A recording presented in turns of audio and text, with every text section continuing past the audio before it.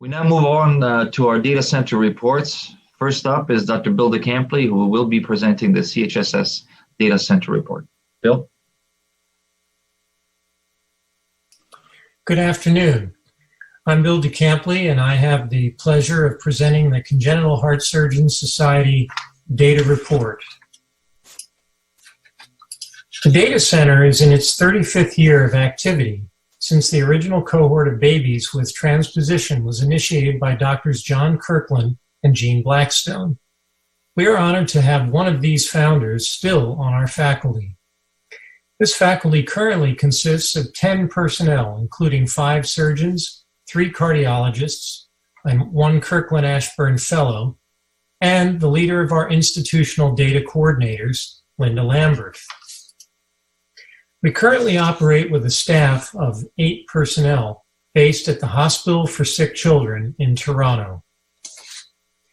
Our operating costs are covered principally by CHSS institutional dues, the remainder coming from small grants to the Society. We currently have cash on hand from outstanding institutional dues payments and savings on travel and work weekend costs due to COVID. Many indirect costs are underwritten by sick kids. Our major costs cover personnel compensations. The dues pays base salaries, and sick kids has consistently paid for all benefits by our staff. The main emphasis of our research enterprise has been the lifelong follow-up of patients with selected complex anomalies, with the intention of improving surgical management through a variety of outcomes analytics. We have enrolled 7,650 patients thus far from 78 participating institutions over time. 4 of these cohorts, tricuspid atresia, critical left heart obstruction, AAOCA, and AVSD, still undergo active enrollment at our CHSS institutions. We recently added Ebstein's anomaly to our list, which is currently undergoing regulatory approval. Our longest follow-up period approaches 30 years. The attrition in follow-up is mainly due to deaths, which occurred frequently, especially in the older cohorts seen on the left part of the graph, but also to patients lost to follow-up due to their geographic mobility and to the inadequacy of transition of care programs in the U.S. healthcare system. Studies are undertaken by CHSS working groups and the Kirkland Ashburn Fellow, with assistance from the data center faculty. These studies typically involve complex analyses of time-related data that leverages our long-term follow-up of patients. These aren't mass production studies. They take time and in some cases require novel forms of analysis. For example, these are our studies that appeared in JTCVS in the past 12 months, produced in total by 30 authors. We have several ongoing studies. In tricuspid atresia, we have analyzed factors associated with mortality or transplantation prior to Fontan, a paper which was presented just hours ago at this meeting. And we have a couple of other studies under consideration. This is the working group for tricuspid atresia. In addition to CHSS members and pertinent imaging experts, we encourage participation by our institutional data coordinators themselves. We're analyzing factors associated with freedom from surgical and transcatheter pulmonary valve replacement after placement of a second conduit for any pertinent congenital anomaly. This work is submitted to the 2021 STS for consideration. And here is the pulmonary conduit working group. We have also analyzed factors associated with mortality in biventricular AVSD repair, with emphasis on the impact of an intentional, placed, or unrepaired interatrial communication. This stems from our observation that patients with such a fenestration or communication have a higher mortality not predominantly attributable to ventricular imbalance. We have other AVSD studies in the wings, as shown here. And this is our AVSD current working group.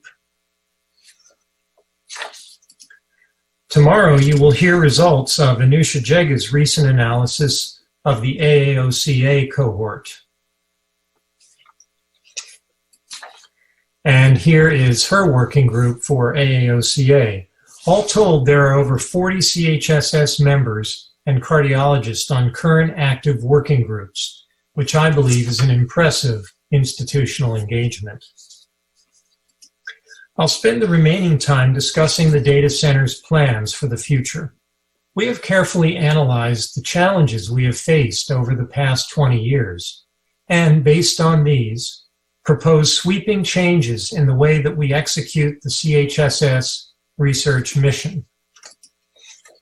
The data center traditionally has been the epicenter of CHSS research activity, engaging working groups remotely, but carrying out the bulk of data mining and analysis at SickKids, in addition to instructing the Kirkland Ashburn Fellow. We propose to reshuffle the process to create a data center without walls. In this model, a study will be carried out at a designated CHSS institution, typically or the location of the study PI. That local team will enlist the working group and assistance of one or more analytics centers to carry out a study. As such, the physical data center's main purpose is to serve really as a data management center, bringing in primary data from CHSS institutions and virtual imaging core labs to create customized data sets to be delivered to the study institution. Of course, SickKids itself may serve as a study institution, particularly for studies on which the fellow will focus. The data center faculty and analytics experts will be expanded to create a virtual faculty from several or many centers linked by webinar to assist the study institution and the fellow. We're in the final pre-approval stages of our single registry document. This document, which took over a dozen experts to fashion and over 100 hours of effort, will broaden our research capabilities, vastly streamline regulatory processes, and more specifically, enable a novel patient follow-up methodology that we will report on in due time. Finally, we are putting together a complete revamping of our processes of data mining and transfer from CHSS institutions. This restructuring will digitize and standardize enrollment and early follow-up data, yield more data that is more reliable and robust, while decreasing the burden our staff have on data abstraction. All the while, it will actually reduce the workload on institutional data coordinators. The result is that it will vastly improve enrollment rates, broaden research capabilities, and enable meaningful CHSS QA projects directed by the data center. It will make full use of a major initiative at Toronto's University Health Network and the University of Toronto Faculty of Medicine to develop world-class artificial intelligence and machine learning capabilities. I'll finish with two announcements. First, I'm pleased to announce the appointment of Dr. Madison Argo as our next, the 11th, Kirkland Ashburn Fellow. Dr. Argo is a second-year surgical resident at the University of Wisconsin. She competed in a field of very well-qualified applicants, all recommended by CHSS members. Dr. Argo was promoted by Petros Ananastopoulos. She will begin her tenure in July 2021. And finally, our next work weekend is on November 20th and 21st. This, unfortunately, is a work weekend, so we won't enjoy the social events that have traditionally highlighted these weekends, but we will recover and renew. That completes my report on the data center at SickKids. Thank you. Well, many thanks, Bill, and congratulations on this phenomenal, truly significant effort to advance knowledge in our field. We would like now to welcome Dr. Bohdan Maruzeski from Warsaw to present the report for the EXA Data Center. Bohdan? Dear friends, members of our society's invited guests, it is our privilege to present EXA Congenital Database Report at our joint meeting in 2020. That is a year of 20th anniversary of our registry. We would like to thank the Joint Program Committee for this opportunity. We have no disclosures. During these 20 years, over 400 congenital heart surgery centers from 84 countries registered in our database. 194 centers actively submitted their data. The database content represents all continents. Almost 70% of data has been submitted by the European centers, while 22% came from Asia. We serve as the national database on congenital heart surgery in Australia and Oceania. The data on the clinical course and early outcomes of over 312,000 congenital heart surgeries have been submitted. That includes 54,000 neonatal procedures. Neonates and infants under 1 year of age make over 50% of all data collected. The database has been designed for users in the way that every database user can generate one of 17 predefined reports. The most popular one is the quality of care chart, known as the bubble graph. Surgeons want to know how their outcomes compare to those of the others, especially of the best in the field. Over 4,500 bubble graph reports have been generated since 2016 only. The gold standard report show these outcomes that make minimum data set. These are also the fields that undergo verification during the site visits.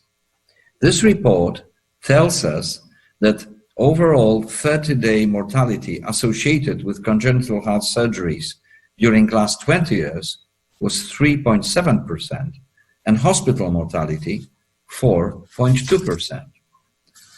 Mortality versus procedure report provides us with the information on 30-day and hospital mortality associated with congenital heart surgery procedure performed in any age and at any time frame. This report shows you, for example, the mortality in neonates during last 5 years. You can also generate report showing trends, how the mortality changed during last 2 decades. Here, you see all procedures with the recent hospital mortality of 3%. Here, report shows the decreasing hospital mortality associated with neonatal procedures. And you can generate also the trend graph for any individual procedure in congenital heart surgery, for example, after Norwood operation, based on almost 4,000 Norwood procedures. Since 2004, we have been verifying data using source data verification methodology. During over 100 site visits, Dr. Tobota verified 12.7% of database procedures, and we have never found any statistical significant difference between verified and non-verified data of the 11 fields of the minimum data set. Our database, as I said before, is made for users. We give congenital heart surgeons in the whole world, including developing countries, the opportunity of comparing their results with others, especially with the best in the fields. During last 5 years, there were 6,360 logins from 111 units, what makes 110 per month. Our database serves as the source of data used for the research. That resulted in 57 database publications during last 20 years. Recently, in 2020 only, 5 papers were published or submitted to the international journals. Dr. Vladimiro Vida from Padova, Dr. Claudia Herbst from Vienna, and Dr. Jürgen Horer from Munich were principal investigators of these studies. There are 2 important initiatives and projects developed and going on now. The first is creating and adding the new module for inclusion of cardiac interventional procedures into the EXA congenital database. This is done in a very close cooperation with AEPC. The second initiative is the joint project between EXA and MIT, where the leaders and principal investigators are Professors George Saris and Dimitris Bertsimas. The idea of this project is to use artificial intelligence methodology and machine learning to predict adverse outcomes in congenital heart surgery. The first paper has been submitted to the World Journal for Pediatric and Congenital Heart Surgery recently, and we continue the work focused on the benchmark procedures. Ladies and gentlemen, dear friends, it has been our honor and privilege to present this summary of the 20 years and of the recent developments of the EXA congenital database at this joint meeting of our 2 societies. Thank you for your attention.